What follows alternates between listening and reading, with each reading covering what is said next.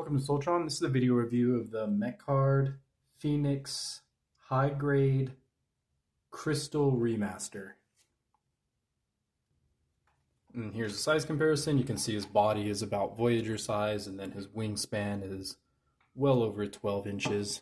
And then here's the box. It's a little bit different than the original. The original one I think had a green border. This one has a red border and it says Remaster in it. That's probably the only difference in the box, because even the artwork does not show the crystal version, it's just the original version. And then he comes with this set of instructions, which also is just looks like the original instructions.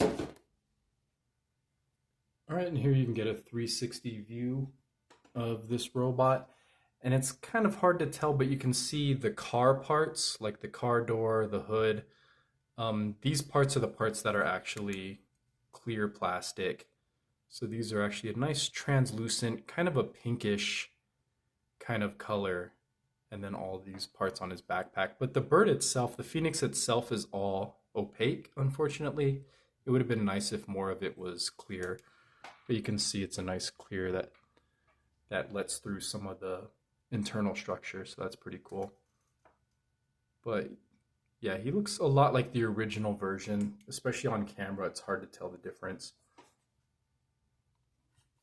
You can get a close-up of the head sculpt here, and I think the plastic they used is a little bit different. It does seem to have some silver flake in it. And then the talons are definitely different, because in the original figure they were just yellow, but now they're kind of a gold hue.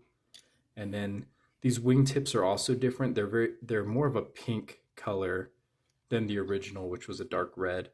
So there are some differences, and you can see in this clear plastic, you can see some of these internal structures, which is pretty cool. I think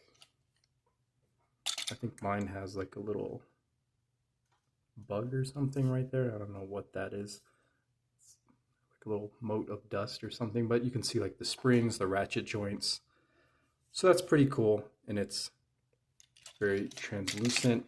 And then this whole section here, I think, shows off the translucentness a little bit better. It's a little bit more clear. There you can see most of the car, and then the rooftop and windshield. And then if you're not familiar with this figure, he's got a good amount of articulation. Like the wings go 360 at the shoulders.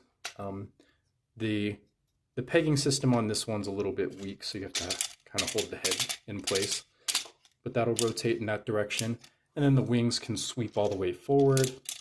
If you want to have kind of like an attacking animation, they can sweep all the way backwards, but his backpack chunk gets in the way.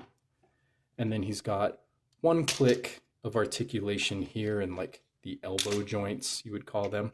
And then like this joint right here in the wrist. And then these fan out, but that's part of the transformation. And then the legs do splay out, which is very nice. And they do click forward, and then they have a, I don't know what you call this, backward joint knee.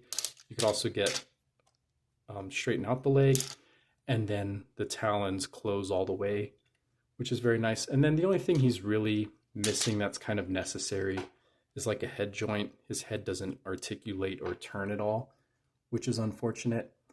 But yeah, overall, just the size of this figure is pretty cool. And then I think the clear red plastic looks really great. It's definitely a little bit of a pinkish color. It looks kind of like Jello, actually. And then he's got his tail fin feathers right here. But yeah, transforming this guy is pretty easy. You're just going to fold up these feathered sections, and then you straighten out his wings and get them out of the way as much as possible. And then you're going to detach the head and unclip that from the body, and then his whole body just like straightens out like this very interestingly. And then you fold up the talons. I think that's the right position. And then he's got these posts right here which post into the side where the head was. You just have to make sure you fully articulate the legs to do that. And that will all peg together. And then basically this whole hood section or roof section. It's going to unpeg, and then you fold these into this section, and then these little spurs will tab into here on the roof. So there you have a lot of the car coming together. I really like that this figure integrates the car so well. Actually, I said that, and then there's all this junk up here. So this whole section is just kibble in the Phoenix mode. But you just go ahead and unfold all this, and then it's got the front bumper, and then you just clip it all back down together. So you get the whole entire front of the car. And then you just orient this, everything in the place it needs to be. And then you get the wings will become the doors basically. And then that's all going to clip into place there. And then there are a lot of tabs. You just have to make sure everything's nice and lined up. There is some collision happening here, so you have to be careful to get the windshield out of the way of these yellow painted parts. And then these like wing extensions are going to fold down. And another thing they changed from the originals, this is actually a matte kind of plastic. It's not glossy at all, which is interesting. It feels 3D printed. And then you're going to just accordion the hood into these tabs here. And then there you have a solid car. It's nice and clean, and it's got all of those really great details. You can see right through it, which is pretty cool. And on the other side, you can see a lot of the opaque plastic. I don't know if this actually does anything.